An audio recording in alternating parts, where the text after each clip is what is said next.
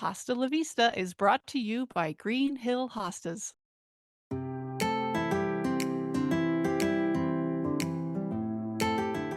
Hello, and welcome to Hosta La Vista, the podcast where the shade is cool, the leaves are lush, and the friendship's perennial. We are your hosts. I'm Betsy Peterson. And I'm Mandy Olson, two hobbyist sisters who love this plant as much as you do. Join us each week as we dig into all things hosta, the plant affectionately known as the friendship plant.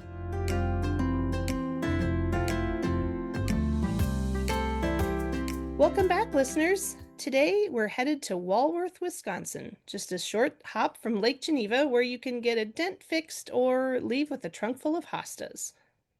That's right, and that's exactly what makes today's guest so unique.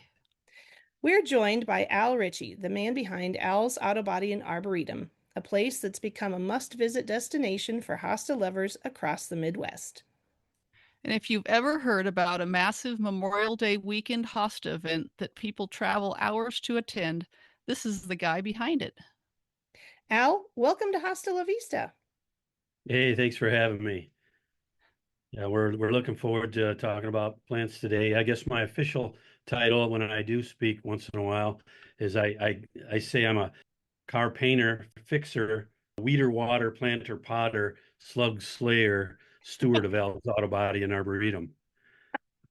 I love it. Wow, That's awesome. that's a mouthful. Yeah.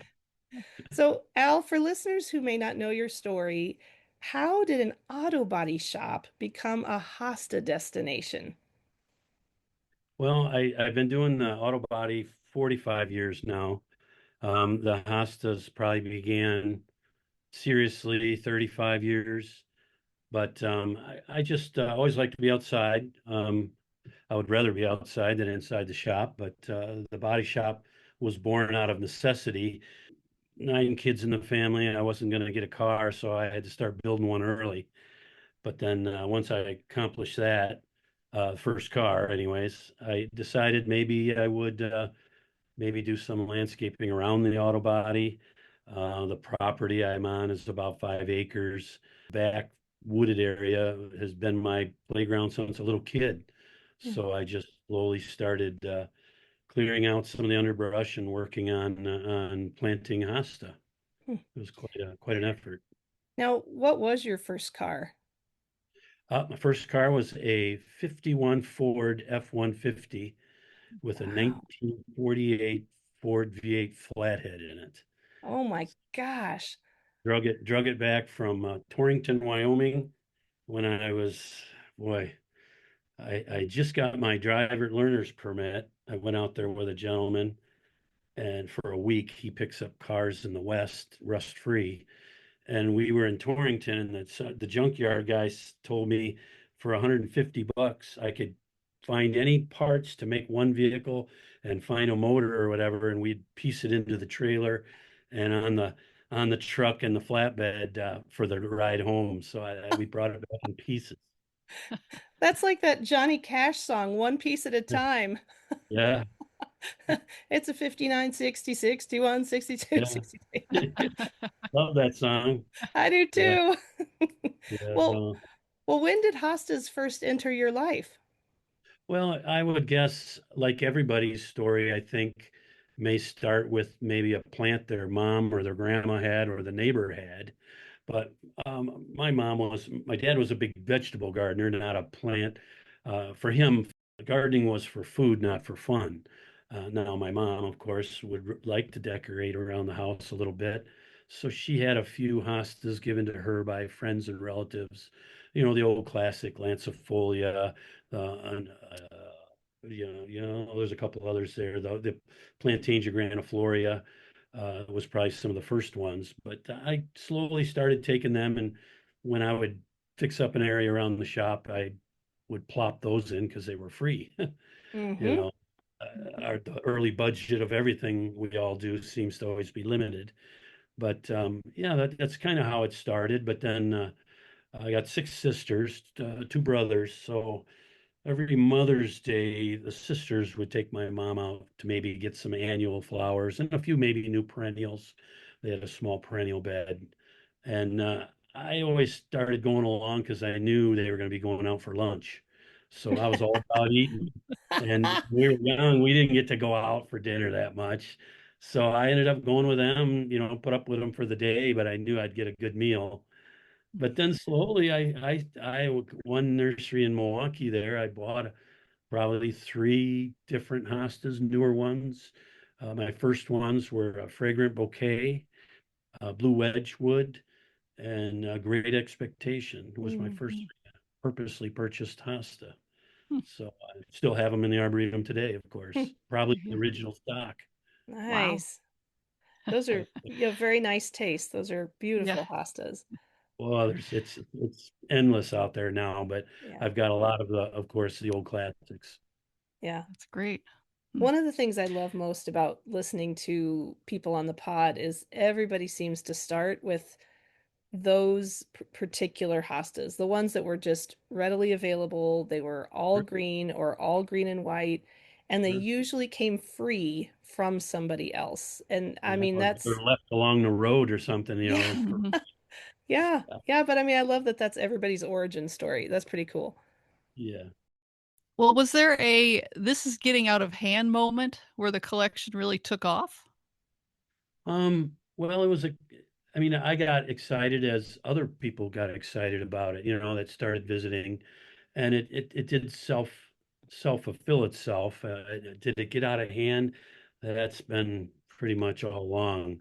Um, it seems like when it comes to gardening or landscaping, I tell everybody I don't know what's worse, wanting to have a garden or landscape and not being able to do it for whatever reason. It could be don't have Mhm. the space, don't have the health, or Mhm. whatever, or gardening or landscaping and then not taking care of it. So to Mhm. me, both are painful, but as you start to expand and add to what you've started to create, you have to back up a little bit and tell yourself, now I got to take care of what I started. So Yeah. the trick is to not turn it in to something that turns into, well, it is a new job or another job, but Yeah. hopefully enjoy it. But to Mhm. be overwhelmed, there's no fun in anything. It's a lot of work. It is. I've always heard that purchasing hostas is a whole different hobby than planting and maintaining hostas. Oh, absolutely. It's a Absolutely. lot of fun purchasing them. I know that. So Yes. Oh, yeah. Well, and yeah. I guess the one great thing about them is if we purchase, we're all guilty of buying something and maybe not getting it planted right away or getting it Mhm. in its home. But of all plants that will survive our ignoring, it would be a hosta. So That's we're true. fortunate there. I mean, the hostas make us all good gardeners. Yeah. That's true. Look good. Yeah. Yeah. Well, how did your customers react when the property started transforming? Well, it's funny, like everything, it's evolved. Each year a little bigger, a little bigger. And I tell everybody our event is seemingly like a big family reunion because a lot of the same people come as they like to see the Arboretum grow. They were watching my kids grow. I got four Mm. children, and they were a big part of the event and helping. I mean, there for a while when it first started. I was dodging the child labor law thing, but we got past that and they got a little older, so I was off the hook. But they've they've been a big part of it, and people who come to visit always look to see how the kids are doing. I can't believe how big they are, Mhm. all that. But they're always intrigued on maybe what I've done or what I've changed, or just how it's changed naturally. I mean, Mhm. building and planting. If it isn't hostas, some of our border plants and we have on the property are I grew a ton of arborvitae. So I've kind Mhm. of enclosed and made these rooms in the arboretum edged and bordered by large arborvitae. So each year I mean, I'm there all the time. You don't realize, especially unless you look at pictures, just how much it's grown. Mhm. People say, "Oh my God, I can't believe," and I'm like, "This seems like the same amount of work." So it's funny. I get a lot of comments on that, on how it's changed. Of course, Mhm. a lot of it out of my control. I mean, Mother Nature is on its own and pretty much in control. Yeah. Well, what keeps you passionate about hostas all these years later? Well, I jokingly, and I think it's true, uh, the Arboretum and the hostas are my therapy from body work. I Hmm. mean, body work was what I started to do not only as out of necessity as a young boy wanting a vehicle of his own, but then finally becoming a way of paying bills and maybe starting a family and supporting the family. I mean, I was excited with all the classics cars and loved to have them. Just too busy fixing everybody else's. So Mhm. the passion really for the hosta was more of a release or a therapy from doing body work nonstop. I Hmm. would just blindly put in hours that I don't today, but boy, back then time was pretty irrelevant. We Hmm. just worked. Whatever I had to do to get it done, we just did it. Yeah. Back when you had Mm. energy all day. Yeah.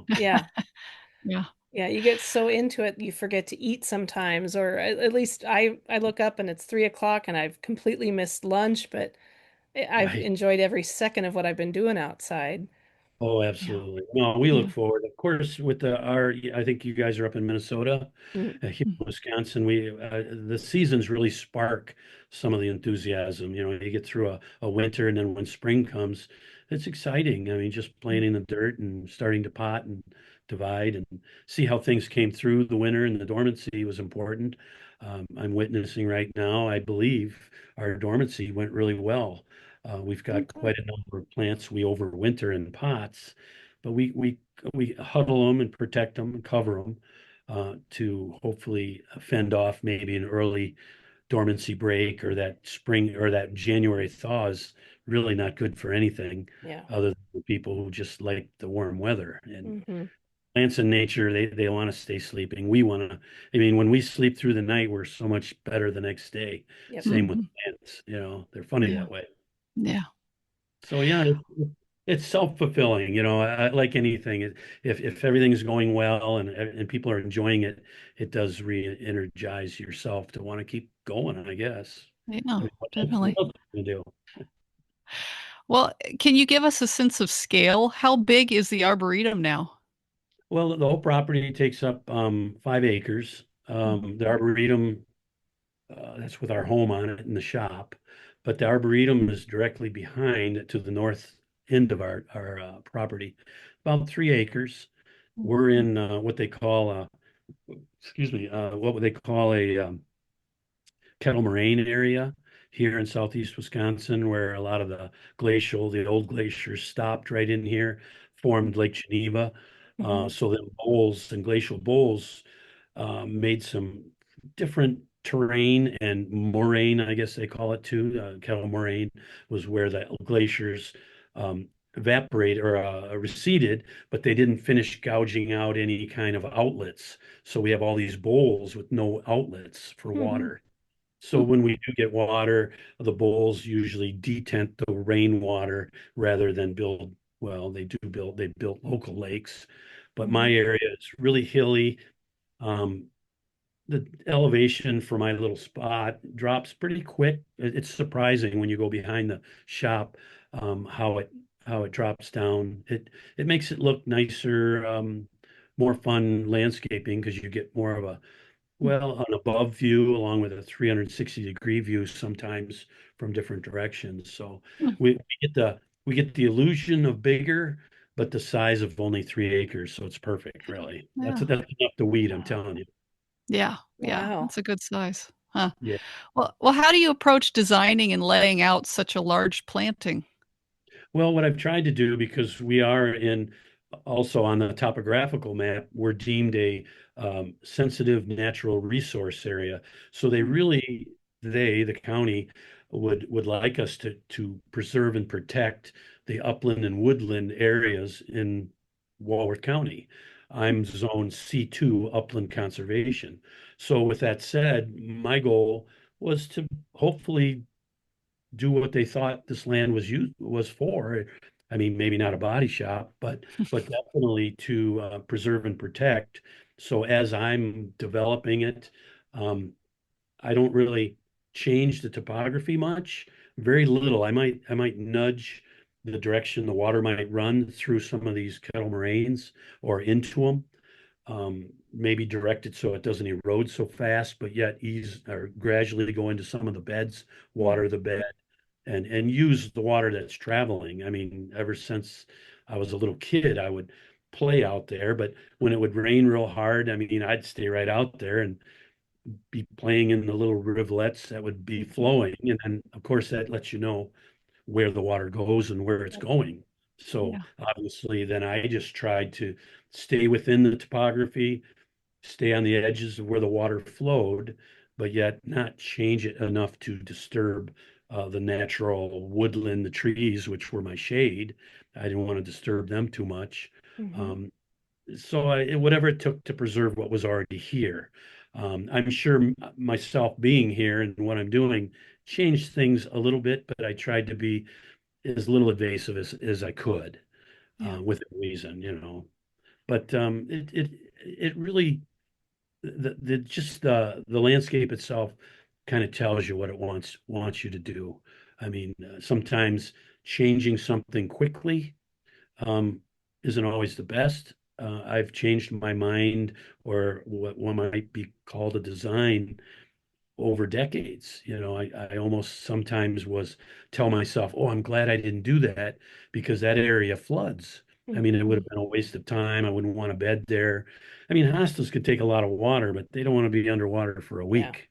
Right. So Yeah. again, I just trying to work with what I got Mhm. and capitalize on things that most people might boo-hoo. I might, I guess the old saying would be make lemonade out of whatever lemons you're given. Yeah. Mhm. Yeah. We actually heard your name through the American Hosta Society conventions via your donations to their silent auction. I was looking down through the list of donations and one said auto body. And I Yeah.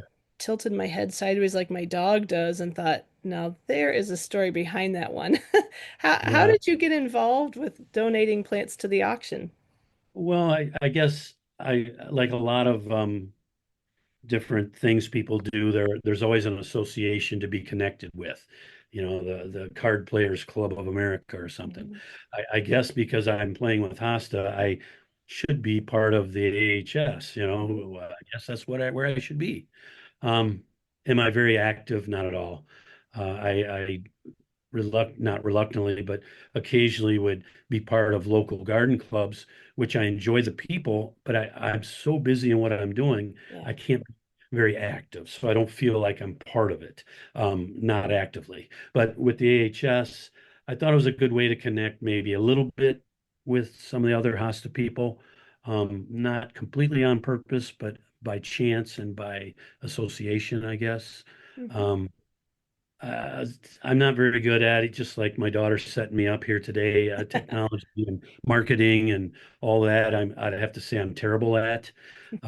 Everything we've done here is just basically from, well, grassroots, I guess. Yeah. But EHS, I've slowly run into people who come to visit who are a part of it. Bob Solberg here a couple years ago did stop by. Um, had no idea who he was. Came in, he just said he was in the area. Didn't even tell me who he was right away. Hmm. Funny, and we just took off talking and viewing, But I think he was in town for the Iowa convention there a couple years ago, or he was traveling through. I don't know if he was Sure. flying. He might have been flying out of O'Hare, maybe. But anyways, so I slowly just thought, well, maybe I should donate. Of course, I'm trying to donate my newer plant just to get it out there a little more Mhm. outside my little circle of people that come to me. Um, it's important. I want to believe it's a good plant, so we want to get it out there. But I think even before some of the silent auctions, I did put one in the AHS winter online auction. Oh I don't yeah. know if you've seen any of the specs on that one. That one went a little crazy. First time I ever did it. Really? Yeah. Last, yeah, the last minute I got an email through AHS. Oh, remember about the online auction, reminding everybody to check in, hopefully bid or donate. Last minute I donated burlesque.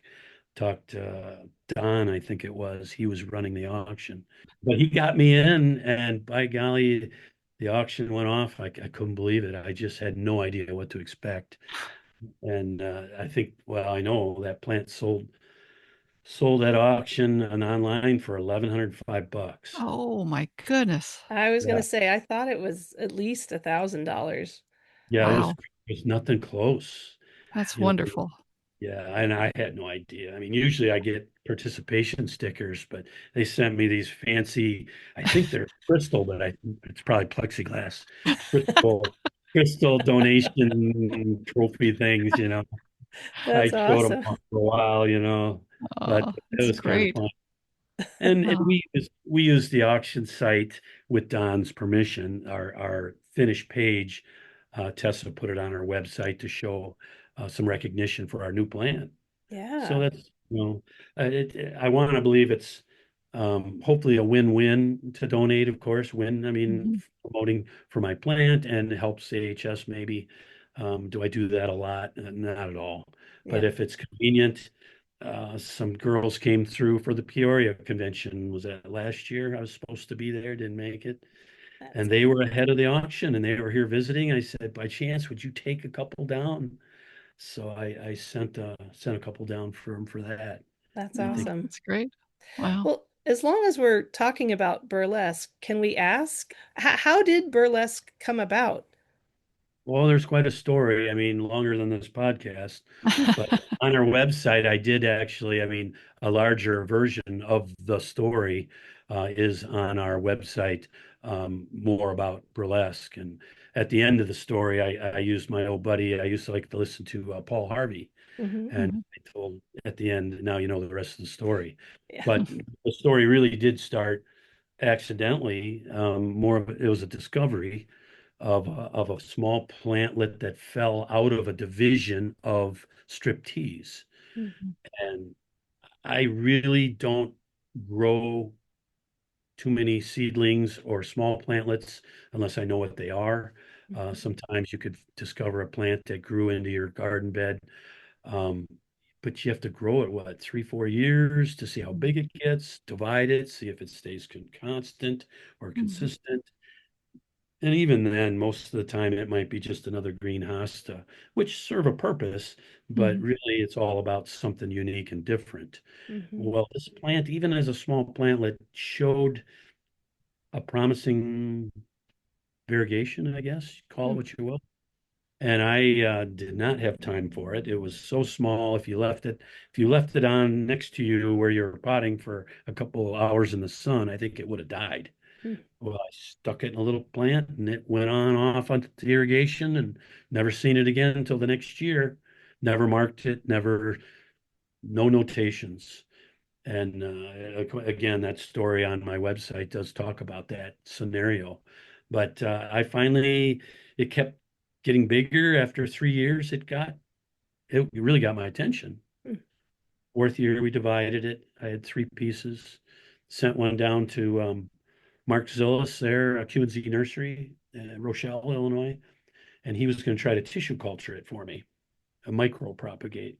Hmm. And Mhm. uh, it just, for whatever reason, and there were some complicated problems, not only in the attempt, but the plant itself does not like to be tissue cultured. Mhm. I took one down to Kansas City to Rob Mortko, who's working, I think he's helping out here on the convention here in Madison. Hmm. But anyways, he tried for 5 years, 4 years, zero success with burlesque in the tissue Mhm. culture process. The family of striptease, I guess, is known for being a little ornery or complicated when it comes to that process. Huh. Sad on one hand because the plant was really showing some progress and some excitement. Customers were noticing it inside the greenhouse. We had to all but electrify and chain a big guard dog next to it there for a season. 'Cause people would go into the greenhouse and it's my own fault. I need a more private area, but I just don't have I just have so much. So people Yeah. would see it. Say, oh, I want that. I said, it's not for sale. But again, I almost lost it probably 3 times, 4 times. Wow. It almost doesn't even exist. Hmm. But we registered it in 2015. Since then, since Rob and Mark couldn't tissue culture it, we went ahead and start doing it the old-fashioned way, Hmm. light it out and start going. But we got real numbers now. We've technically released it 2 years ago, probably the year 24, probably when we put it on the winter auction. Mm. So now we've got probably 2 to 400 plantlets available each year. Mm, Wow. Field grown. great. I'd like to have close to 100 to take to the convention, but I don't know if they'll make it to the convention, Yeah. uh, the customers. So Yeah. it's been a long road. Um, like I say, it's sad on one hand because we couldn't get it going fast enough, Yeah. but unique on the other that it's not going to be mass produced easily by anybody. Right. Mm, it's The true. joke is nobody can catch me now. If they have to start with one, they got to start where I started. That's right. Back the back row, back lines back there, pal. Get in And line. again, if I run out of it or if it goes away, you can't call 1-800 Mhm. burlesque because nobody's going to answer. Nobody's Yeah. going to. That's right. Well, that's really kind of neat that to Yeah. know that if they Yeah. have burlesque in their garden, it literally came from your yard. I mean, there's Yeah. no Oh yeah, tissue culture involved, so it's Yeah. all originator stock or Yeah. original absolutely. stock. Yeah. That's Yeah. really So, cool. so if we wanted to buy one of these 400 plants that you offer, do you have to Yeah. go to your place to buy them, or do you have them offered anywhere else? We occasionally early in the season, or I guess early in the winter, we offered it as a certificate and a purchase of burlesque at the same time, just to generate some revenue in our winter Mhm. months. Because the Mhm. Arboretum is just like a farmer, you don't make any money until you sell your crop. Yeah. Hmm. And we got a lot of effort from spring till sale, preparing and planting and potting and all that good stuff. So we run a special once in a while. Tessa helps me, of course, and we'll sell a few online. Not too many because we got to be careful. Hmm. We don't want to sell out, which I guess on one hand somebody'd say, "What's wrong with that?" But we've already explained why. Hmm. If we run out, we got to start all over again.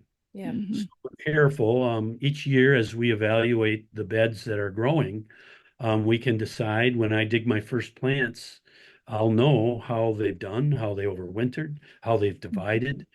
The plant seems to grow real well, pretty fast, very consistent. Um, it's got a lot of good attributes, I want to believe.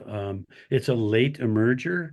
Everybody might have a hosta in their garden that gets up earlier than the rest, good, bad, or otherwise. If they get up too early, that Mhm. early frost sure makes them ugly for a few weeks. Mhm. Yeah. So burlesque stays down, probably one of my latest emerging hostas, which I believe is a good thing. Yeah. Uh, Mhm. most fair weather gardeners aren't out in their garden till late April, early May. And boy, if that thing's getting up in April and our weather patterns are Mhm. so strange, they Yeah. could get frosted twice. Yeah. Yeah. So again, it looks good when it's young. It looks good when it's middle age. Looks awesome at full size. Mm. Yeah. Good in the early spring. Looks good mid-season. Looks good late season. Mm. Where we all have examples of hostas that have their own quirks, Hmm. their own best week or days. Well, Mhm. better than days. But anyways, Yeah. that's why we love them. They're all a little different. All a little Mm. different. That's That's Just cool. like great. Al, I am all of a sudden really wanting a piece of burlesque. Yeah. Let's talk about your big event, your Memorial Day weekend, Hosta Fest. How right. did it start? I guess, well, it would have started, 26 years ago, was our first one. And I guess we just decided to have that Memorial Day weekend sale. We get a lot of people. Actually, we do 2 weekends, Memorial and then the weekend after. And the Oh. reason being we're like should be super groomed in the Arboretum. It's early spring, it's good planting time, everything looks good, people are excited. Mm. We get a lot of in the Walworth area, we get a lot of vacationers that come into our area during the holidays. So they're good customers. A lot of them have homes around our lakes around here that Hmm. are seasonal. And you couldn't pick a better seasonal plant to have around your house for low maintenance up here around the lakes. But so Memorial's good for a lot of people that are out of town, where in fact a lot of our locals go out of town for Memorial. So then the Hmm. following week works out good for them. But Mm. it just began as a good timing of the year. Of course, as we got excited about hostas and the different varieties, we just started offering it in that event. But it's definitely grown, that's for sure. Mm. Well, what can visitors expect if they come for the first time? Well, I think at first, I think they're surprised. I'm gonna maybe exaggerate and say that my body shop sometimes gets a little cluttered around it. Maybe I tell everybody I do that on purpose. I stage the clutter so people come in and they cringe their nose a little, like, what is this place?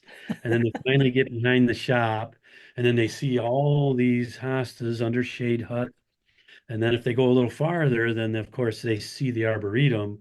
And I always, I guess in my head, I always, well, I don't know if I can turn it off sometimes, but my first thought would be a person coming over the hill into the Arboretum, and then you get that music that comes on in Wizard of Oz when they when it starts, and all the little munchkins start running around. They're like, "What the heck?" Or or Jurassic Park when they have that big gate, and they go, "What Yes. Uh-huh. got in there?" So once you get past all the body shop clutter stuff, and then it changes like that, and then they drop down into our kettle moraine, and the rest of what they've seen almost disappears. Mm, And it's amazing how in 3 acres, the few paths we have, how people can get lost in 3 acres. That's mm, Like, awesome. I'm not sure which way to go. I'm like, mhm. not that big. Your description of your, body shop in front, then the greenhouses, it sounds like hockey hair to me. Business in the front, party in the back. Right, right.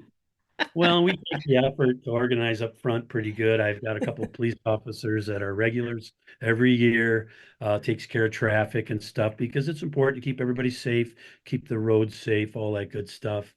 But I think the first time I hired the police officers, they asked me, what they should wear or what they should, what should they expect? I said, whatever, if they could legally carry a shotgun, do it because we people park horribly.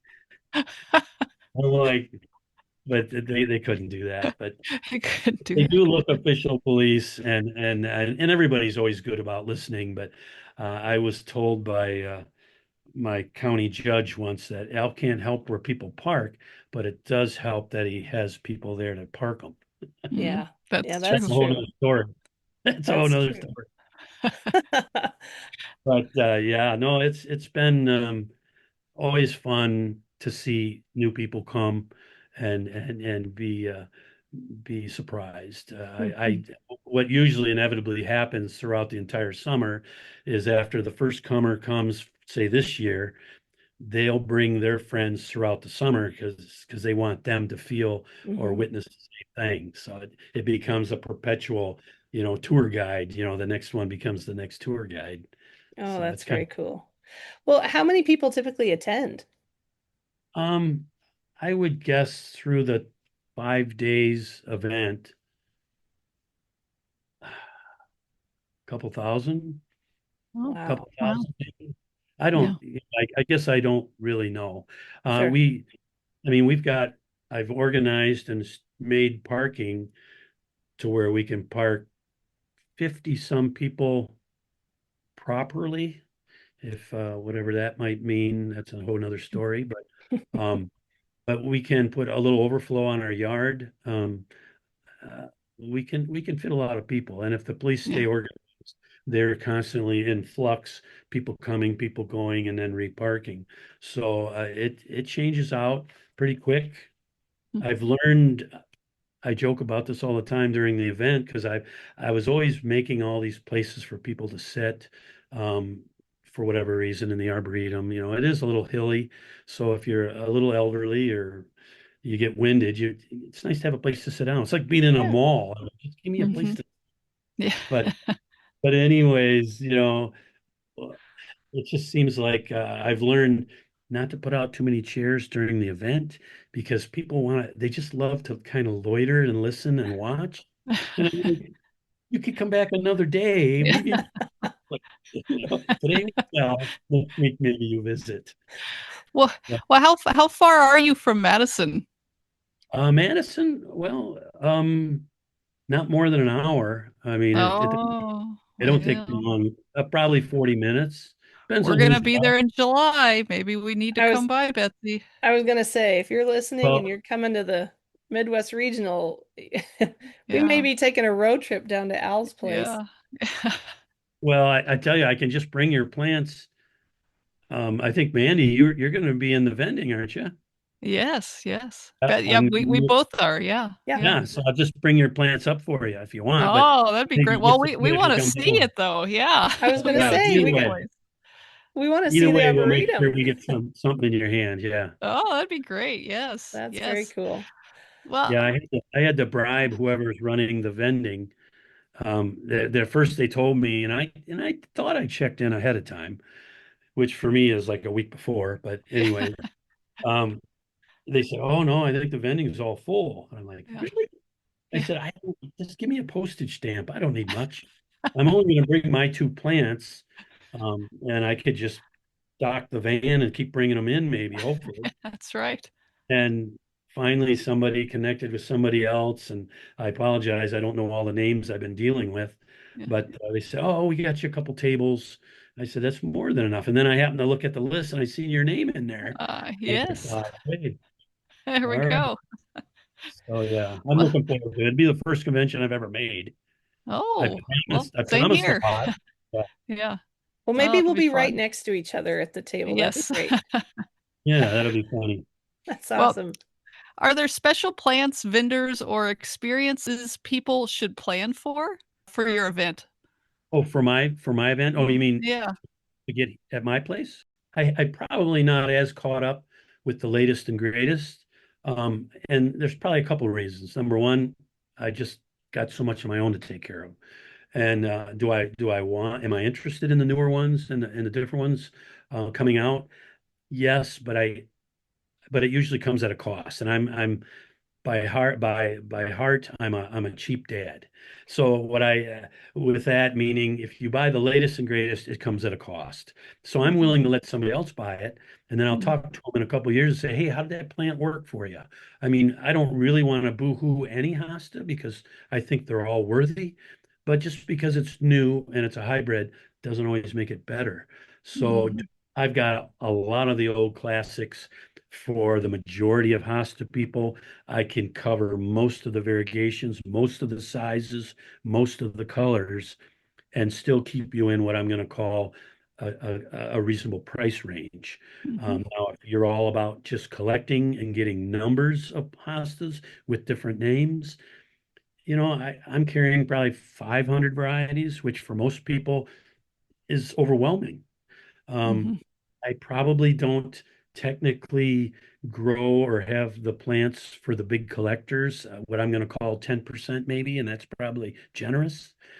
Um, 90% of my people are more than happy with the 500 varieties I have. And Mhm. of course, now having a couple of my own registered, it's in my best interest to promote that. Mhm. It keeps me unique. I mean, the joke is there are other places that sell hosta, um, but none of my customers would admit to that. They don't cheat on me, but they always appreciate some insight, some information, some direction. Of course, Mhm. makes us all better gardeners. Um, Mhm. we never we never run out of something that somebody could get their house to fix of. That's for sure. Yeah. Yeah. Well, and some of those older ones, you can't find them anywhere except in private gardens like yours. They're not on the Well, shelves in the nurseries. well, that's funny. You're right. It's amazing how I take them for granted because I started with them, and they're proven. I mean, the old landscapers that used maybe a short list of hostas, there was a reason for that. They Hmm. Mhm. always perform. They never let them Mhm. down. They made the landscaper a hero. Yeah. You know, Mhm. could you get them an expensive hosta that has a new funny name, and then they're the only one on the block that has it? They're out there. They're out there. Mhm. That's fun too. I don't want to boohoo that for anybody, but to me, it's not how I want to say or make a statement how beautiful that hosta is. Not that, hey, I spent $500 for that Yeah. hosta. Yeah. Right. Yeah. Maybe in some circles that's impressive. To me, that's ridiculous. I Anyway, agree. So tell us a little bit when people come in, do you have tables with potted plants set up? How do you do your sale? well, originally it kind of started. I mean, I have my working area, the green hoop house or the greenhouse hoop house, and maybe potting area there behind the shop. But then we used to stage the event behind the house. So we'd set up large tents. I had a couple of hoops we'd set up, some shelving. I'd put up some big tall shade cloth backdrops, which not only gave us shade because one part of the back by the house might be a little too sunny. Plus wind, it would slow down wind during the event so the plants weren't get all wind blown. So we did that for a few years, but and my wife finally talked me out of keeping it back there. Number one, it totally destroyed the backyard. Mm. I mean, Oh. the grass from grass to mud. Mhm. And I mean, there's days during Memorial in Wisconsin here. I mean, we could have had kayak races through the backyard. Yeah. The water flowing so bad. But Oh. credit to my customers, they come with their rain gear, their boots. Wow. In some of our first sales in the backyard when we were first trying to get going, you're trying to promote yourself, the event, and all of a sudden we get everything ready, and here comes the rain. Great, Mm. great, rain on our parade. Well, the Mhm. kids weren't very old, and at the car shows, I'd buy all these umbrellas from these vendors for cheap. We have like 50 umbrellas. The kids, as people would come into HostaFest and all of a sudden it'd start raining, inevitably they just circle out and leave. Well, the kids Oh. would be out there with umbrellas and bag them out of the cars, and finally people would come out.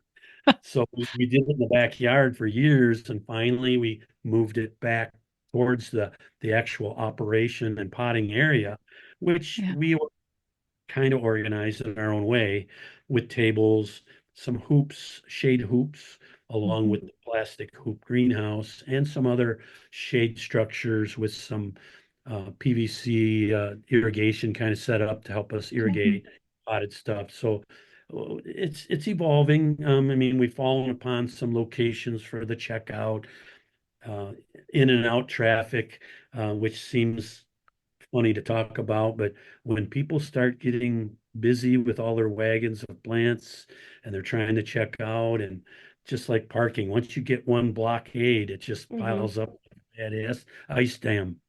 Yeah. But Mm. it's we've really changed, that's for sure. And a lot of people, it's funny. Could we be more organized? Absolutely. But it's funny that people it seems like at our event they don't get frustrated, Yeah. very seldom. And if they do and they haven't been out back before, we send them to the Arboretum to take a breather, Mm. and they come back totally different person, Mm. different heart rate, different blood pressure. Mhm. And then they're like, hey, I'd like to stay all day. So, It's awesome. okay. Now, Well, it, you've got a special section for the little. Well, right. We have what we call Nellie's orphans, and basically what those are smaller. While we're dividing a division of a plant, occasionally you'll get a small division that just isn't really large. Maybe didn't have a lot of roots. We pot it in a smaller pot, and we had called it Nellie's orphans. That's my youngest daughter's name is Nellie. But that scenario really started when she was probably 3 years old, coming up into the greenhouse with me sometimes to help. Um, and the joke was kids at that age are more company than help. And so I caught her in the greenhouse one day. She was busy potting. She was putting plants up like nobody's business. Wow. Well, she's potting rocks, feathers, nuts, broken nuts, twigs. She's taking valuable shelf space with this stuff. Uh, But finally, I go, hey, Nellie, how about if I give you these little plant cuttings and some these? And I slowly started giving her some pretty substantial little plants that I knew would grow. I didn't want her disappointed. And she started planting them. She had her own little, I gave her a section of area, and then she'd come up and check in on them and water them a little bit. Well, they started growing. A lot of them did. Well, hosta's not that difficult, yeah. but it made her, maybe it was the seed, the seed to plant for her to become interested in, maybe hostas and gardening. But Mhm. then she had her own table that first year where she sat there with her little change jar and she sold what we called Nellie's Orphans. Hmm, that's Cute. really cute. And it's grown since then. Now these people who come virtually every year, they come with their cell phones, of course, and all their pictures, and they got to find Nellie to show Nellie what her Nellie Orphans look like now. Oh. Oh. And there's a certain clientele of hers, they'll come and I mean, we tell on ourselves, if you're looking for maybe a newer hosta or a newer variety and you're starting a collection on maybe a lower budget, I tell everybody, first thing you do is you go to Nellie's Orphans and pick out the new varieties and Uh-huh. then shop the rest later. And, Yeah. because you can get some, hopefully, we try to throw in some newer varieties. And we've even had, dare I say out loud, a burlesque in Nellie's Orphans. Oh, wow. What? Very rare, very rare. That's awesome. That How is So, awesome. fun. but now, matter of fact, Nellie's helping me tomorrow morning in the greenhouse. So he's That's he's great. definitely um, taken on a good role helping, but she's busy in her own stuff. She's got more going than I did. I've created a little monster, I'm afraid. She is busy. But That's she looks Wow. forward to it. And it's all Oh, hands yeah. on deck for the whole family during the event. Oh, yeah. And Well, I think Jill and I talk about it, my wife Jill. The kids have learned a lot of social interaction by helping out and checking out people and talking to people. It's hard. I know every generation talks about the last generation and how they're a little different. If it isn't in so many ways, if it isn't one way, it would be socially. mhm, They're very social, hold the conversation well, hmm. good listeners. I think that's a mhm. big, a great trait if that's only what gardening has done. Yeah. That's So true. we're Yeah. proud of them. Wow. That's kind That's of what great. we're trying to do with the podcast. It's just, introduce this really cool plant to a whole new generation of people that, may not know about it, or maybe they live in apartments and they have a balcony, but hey, guess what grows really well on a balcony? Hostas. They get Right? they live in pots all the time, and And we're and you we're know, finding a pretty good demographic, younger, coming in, not as many as we'd like to see, because I've got people that came 20 some years ago that have now stopped gardening, moved to a condo, don't have a spot, but they'll come and visit just to see what's going on. But now we need the next generation to pick Mhm. up the slack and start growing, planting. yeah, for That's Yes, right. sure. yeah. All right, Al, it's time for our first game. We call it Is It a Hosta or Not? We'll Well, read you the name. We'll read you the name of 5 plants. You tell sure. us if it's a real hosta or not. If you get at least 3 out of 5 correct, one lucky listener wins a Hosta La Vista sticker. Mandy, who is Al playing for today? Al is playing for Elisa Bo Linhart of Sawickley, Pennsylvania. Am I saying that right? I think so. Wow. Sawickley. Yes. So Wickley, Wickley, yeah. that sounds like a nice spot. Yeah. It's right outside of Pittsburgh, I think. Okay. All right, All right, here we go. Are you ready?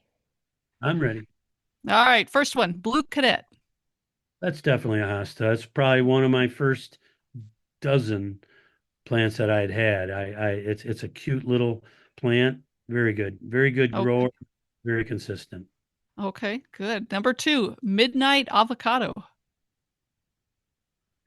That's questionable because there is an avocado came from guacamole, of course.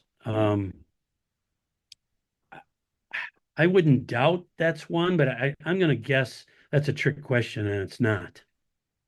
That's right. It is a trick That question. It is it not is a it is hosta. not a hosta. Oh, okay. It's not a bad Okay. name for Asta. All right, number 3, golden waffles. That one I'm pretty sure of. I don't have it, but I've seen it. It's probably one that's on the radar for the future in the Arboretum. It's a hosta.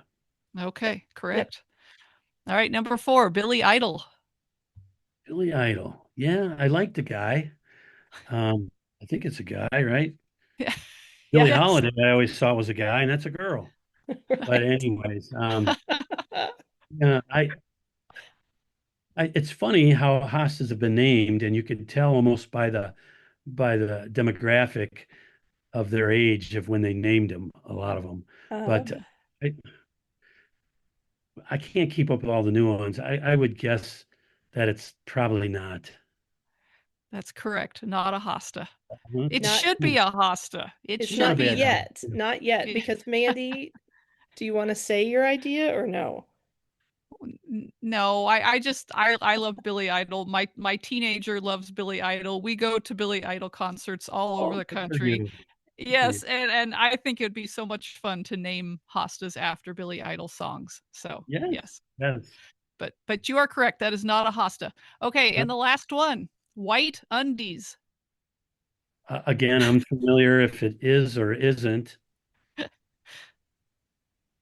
It's funny enough because that seems to be the trend to put funny names and believe me, there's articles written. Well, who is it? Warren Pollock writes that article in the journal. Yep. What's in a name? He would know. I wouldn't doubt that it is a name of a hosta. It is a hosta. He got them That, all right. that's funny. That's Well, awesome. those are all easy. Those are easy questions. You guys set that up. It's like playing t-ball as an adult. Well, you got 5 out of 5 correct. So that means that you win a Hasta La Vista water bottle sticker, and so does Elisa. All Congratulations. right. Yay. All right. Okay. What advice would you give to somebody who's just starting out with hostas? Like, what should they know before planting their first one? Well, I mean, inherently, hostas were, I truly believe they were born to be in the shade. They're a shade plant. Do some of them tolerate a little sun? Of course, the industry that sells them, which I guess I'm part of it, would lead you to believe they do, because guess what? They could sell more of them if they could be planted in more locations. My idea of sun is morning sun. It's early, it's usually cool and the easiest. So if you did put them in the sun, morning sun, fine. But really, dappled shade is the best. Will they survive anywhere? Absolutely. Plant them upside down, they'll survive. But we want them to thrive and look good. So they're going to thrive and look good in more shade than sun. Can you experiment? Absolutely. And the good thing about experimenting with hosta is they'll survive our trial and error. You know, if they don't work out, you might have to give them a chance a year or two. I mean, the landscaper's rhyme, of course, is first year they sleep, second year they creep, third year they leap. So whatever location you try them in, you got to give them a 3-year trial to see if they'll maybe acclimate, get their roots in the ground, and put up with the spot you gave them. The only other thing I caution people is be wary of shallow rooted trees that might be giving them their shade to where, you know, my arboretum is mainly oak, all, you know, 3 different types of oak. We got hickory, we got walnut, some black cherry, but most of those varieties are all very deep rooted and very good shade friends of hosta. So the ones to be wary of is our maples have very shallow root growth, arborvitae, pine trees, lilacs, any of those if they're providing the shade for you. Um, it doesn't mean you can't plant around them. It just means they're challenged to grow there. So, for instance, if you're looking to grow the giant blue angel or the big sum and substance because you love those big nicknamed elephant ear hosta. Um, in those shallow rooted areas, you might not achieve that size, so it'll defeat your original purpose. Mm. Underneath the shallow rooted plants, stick to small to medium hostas that don't have a lot of size to achieve. And even if they don't quite get their full size, they're still attractive and fill the bill underneath maybe a challenging shallow rooted shade tree. Yeah, Okay. good advice. Yeah. So, if you had to give one instant success tip, something somebody could do today to improve their hostas, what would it be? Um, well, hostas they like water. I mean, that's no secret. The balance between fertilizing and water is important. Is would hostas or do hostas love fertilizer? Absolutely. Just like us, we love junk food. Um, and I'm not saying fertilizer is junk food to a hosta, but if you give, say, for instance, a hosta high nitrogen, it tricks the plant to put out a whole bunch of foliage and sappy leaves and all of this growth. And then, oh, wait, spring now wanes and we go into our dry summer, and that plant got fooled into putting maybe too much foliage out, it cannot sustain. Mm. So I I don't think we give hostas enough credit for how smart they are on their own. But if we trick them with too much fertilizer, it could almost defeat our purpose of trying to get something to look really nice. So, Mhm. with that said, stick to low analysis fertilizers. I mean, a real common natural fertilizer is Morganite. Mhm. Mm-hmm. That's a low analysis, like 333. You might even get Mm-hmm. one that might be a 533. Um, Composted dried chicken manure is a low analysis. That's a good one to use, of course, but stay away from the high nitrogen, that first number, which is good for grass. You know, they'll have a high nitrogen number for Mm-hmm. grass because that grows fast and loves that junk food. But hostas, I think, I mean, if you could, if you have access to improving your soil with a little natural compost, it doesn't fool the hosta, but it treats the hosta to something it naturally likes, and it gives it a growth that's more Mm-hmm. sustainable for the season. Mhm. Uh, Although the growers out there are just growing hostas to get rootstock and to resell, they might super irrigate and largely fertilize because they can regulate what that plant needs now that it's been fooled to grow real fast. I'm not saying in that setting it's a bad thing because they really get a lot of plants real fast and that's their goal. In our gardens, we want them to be sustainable. We want them to grow healthy. We want them to color up naturally, which is funny. Sometimes excessive fertilizer might have a variegated plant change its color a little bit, maybe not be as crisp or more. I'm not even sure what word to use, but it doesn't look natural. Mm-hmm. Um, Will the plant straighten up the next year if it settles down? Absolutely, it'll be fine. Um, there's a small balancing act, but I don't want to make it sound like it's rocket science because it absolutely isn't. So, you have named two plants. We talked about burlesque. What's your other plant? The other plant I have actually, this one, Compadre, came before burlesque. That one's probably 25 years old, and it was a mutation from its mother plant called Emerald Tiara. Hmm. And the mutation occurred when I was developing the Arboretum. I had reworked and amended a large section that I was going to plant, one of the first large drifts of hostas in the Arboretum. And I had amended the soil, a little sand. Because of my moraine and upland land, a lot of the soil on the hillsides have been eroded and gone down into the bowls. So the soil structure is a little shallow. So I amended it with compost, a little sand, and planted 10 varieties, 100 of each variety. One of the varieties was Emerald Tiara Oh, of the known Tiara family. Hmm. So I planted all these little plantlets got it all in, all these perfect little rows. I was a little anal on that. I always thought I always thought cornfields when they're growing in them rows were kind of peaceful. So when I started growing in the Arboretum, I not only grew, but I showed in the same place. So some of the viewing was simply these vast rows of hostas. So anyways, of that 100 of the Emerald Tiara, one of them mutated. And the only reason it did that was after I planted this area, I had to get back to work, my real work, and get back in the shop, finish this car. So I come back after a couple of weeks and I want to visit my new bed. Yeah, check it out. I come down there and you can't even see my plants. Like it's just full of garlic mustard. Oh, Just Oh, the worst. And I look at it, I go, oh my God, what a mess. So I'm like, what am I going to do? I think I got this. I went in there and my soil's amended really nice. So it's weeding is pretty easy.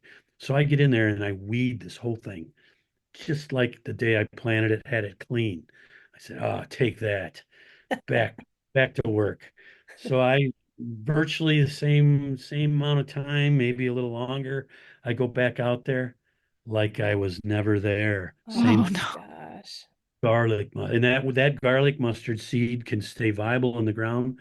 They say up to 7 years. If you stir it Oh, up a little bit, it comes to the top, it sprouts. oh. So I'm like beside myself. So I'm thinking, what am I going to do? Well, this is quite a few years ago, before the consumer version of pre-emergent came out. Preen. Preen is in the stores as a consumer pre-emergent, stop Mhm. a seed from sprouting.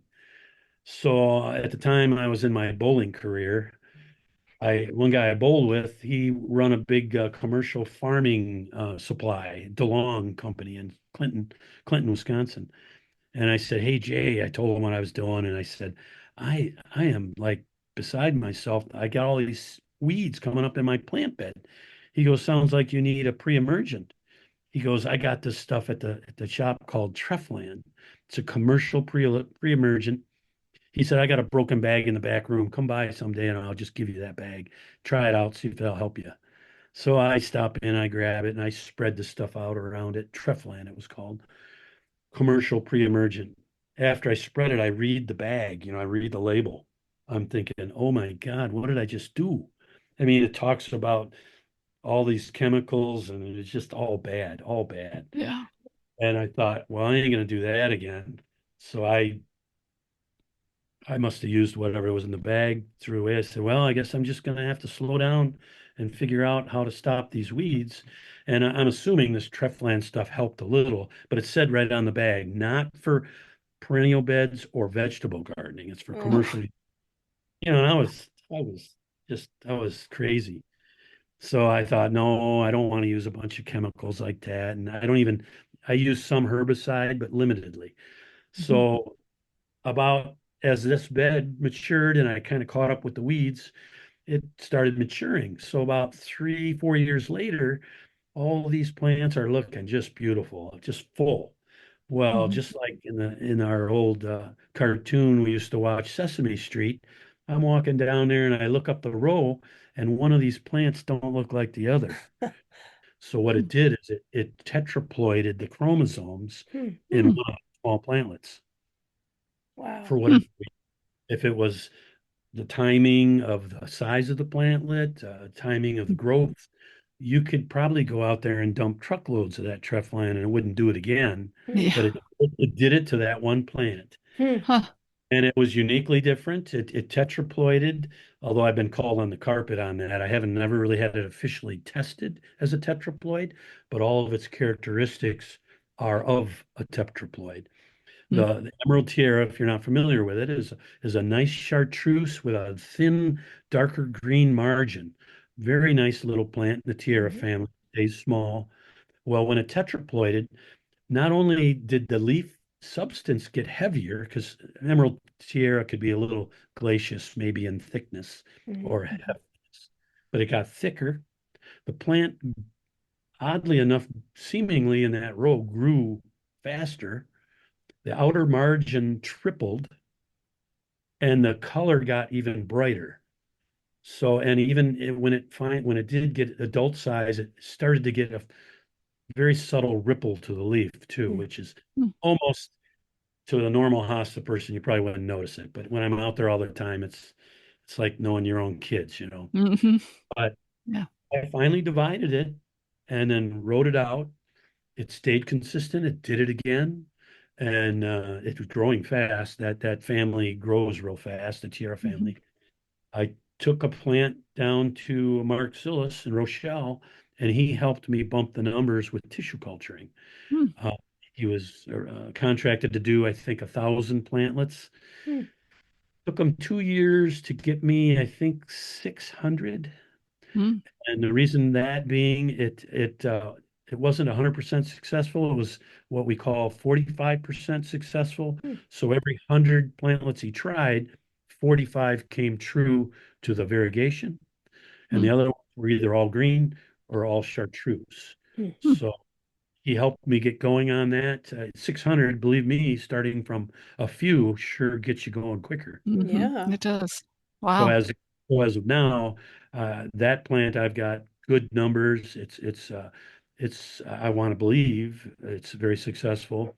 At least in my eyes, it's my baby. So Yeah. Sure. there. Sure. But Very Huh. cool. That yeah, is but cool.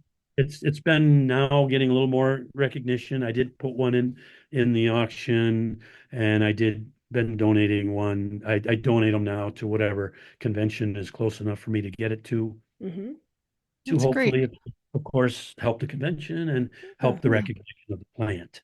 Yeah. Very Huh. good. So That's great. yeah, we're hoping. All right, Al. Well, it's time to put you on the spot. We have another game. This time it's called A to Z Blitz. Oh, All right. You've got 30 seconds to name as many hostas as you can that start with the letter. Let's go with letter B. B. All right. All right. Ready, Yeah. set, go. Well, easiest is Blue Cadet. We already talked about it. Blue Wedgwood. That's another one of mine. Uh, Blue Angel, large. We got Blue My Mind, super blue, upright. Great plant. I'm trying to pick ones that I have because they're the easiest to remember. Uh, How about your plant? well, Burlesque. Yeah, There there's you There go. you go. the best one. Yeah. Oh, out of time. But you did get five in 30 Yeah. seconds, so that was good. That's That was pretty good. good. With All right. Well, Al, before we let you go, what thoughts or words of wisdom do you want to leave with our listeners? well, there's so many things that could be of wisdom, but I think what I'd like to tell people to do if they get it's fun to get excited, but sometimes you have to step back and reflect. Um, Keep your projects within reason, in ability, time to take care of them a little bit. Obviously, a groomed garden looks better than one that's full of weeds. Hmm. Um, Weeds happen. I get it. You get them when you can. I guess the biggest thing is just don't make your gardening overwhelming or disappointing. It's just it's self-defeating in what we're trying to garden for. Hmm. So, anyways, Hmm. I've done all of those things wrong at times. You just have to back up, take a breath, regroup, maybe go another direction a little bit. The one good thing about the hostas, if you do ignore them or not take care of them the way you want to, they'll wait for you. They'll forgive you, I think, Hmm. and you can just keep going. You won't lose them. You won't lose them. So never despair, of course, and just keep trying. That's what I do. I get caught trying every day. Yeah. I don't always succeed, and that's okay. I mean, that's part of, I think, our life. Hmm. Yeah. I guess what I want to do is shout out to quite a few people that, of course, are a big part of what I do and what I've done and what I hope to continue doing. Of course, my family, my wife Jill, and my kids. The twins, Tessa, helped us today with organizing me. Anyways, Tessa and Max are the twins, and then we have Samuel, and Nellie, the other two kids.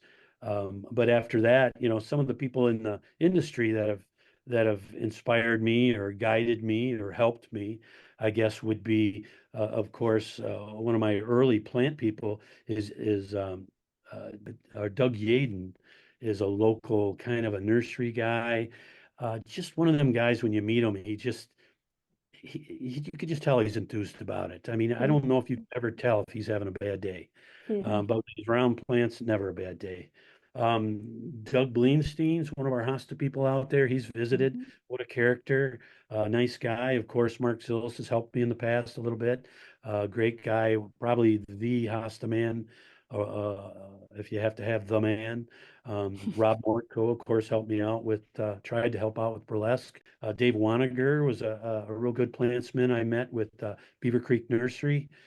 He worked up the Warner Botanical Gardens for a while there in Milwaukee. I think he's pretty well retired now, but still enjoying hosta. I see him and talk to him every year. Always a good plants person. Just we've had different volunteers, friends of ours, friends of the kids that seem to still enjoy coming to Hosta Fest and helping. I mean, that's all a big part of what we do. My sister Bonnie helps me a little bit. She's retired now and gets her hands dirty once in a while and potting. And so anyway, Definitely. That's yeah. great. Yeah, But we glad appreciate you're able to do that. whatever help we can get. Well, thank you so much for joining us today and for everything you do to bring people together through hostas. We enjoy it. I mean, and Mhm. I guess my joy comes from the people who get joy out of it, of course. Mhm. Definitely. If you're anywhere near Walworth, Wisconsin, or even if you're not, make plans to visit Al's Arboretum Memorial Day weekend or the weekend after for Hostafest. You won't regret it. And if you love this episode, be sure to follow Hosta La Vista on Spotify, Apple Podcasts, or wherever you listen to podcasts. You can also reach us at hostalavistapodcast@gmail.com. We love hearing from you. Share this episode with a fellow plant lover. And until next time, Hasta la vista, everybody. Keep on trying.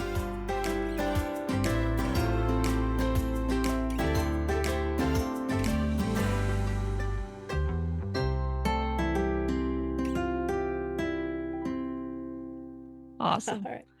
Thank you so much, Perfect. Al. Yeah, Well, thanks, Al. It was nice to yeah. meet you.